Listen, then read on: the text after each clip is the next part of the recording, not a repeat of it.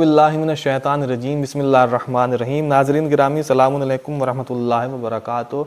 आज का हमारा एक बड़ा मुहिम मसला, हर रोज़ पेश आने वाला मसला, वो ये है कि अगर नमाज के दरमियान, यानी हम अभी नमाज पढ़ रहे थे और नमाज पढ़ते पढ़ते अभी ये 2 रकत या 3 रकत हमने नमाज पढ़ी थी, नमाज पढ़ते पढ़ते नमाज के दरमियान हमारी वज़ू टूट गई, वज़ू बातिल हो गई।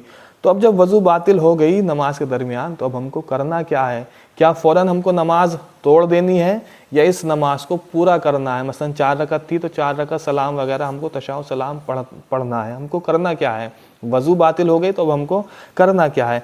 तो अगर नमाज के दरमियान हमारी वज़ू बातिल हो गई है तो हमको इस नमाज को जारी नहीं रखना है।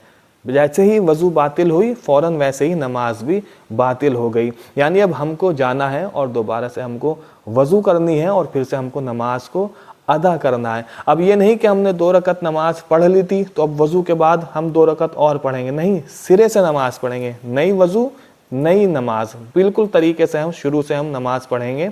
यानी ज़ोहर की नमाज में अगर हमारी वज़ू बातिल हुई है तो वज़ू बातिल, नमाज भी बातिल।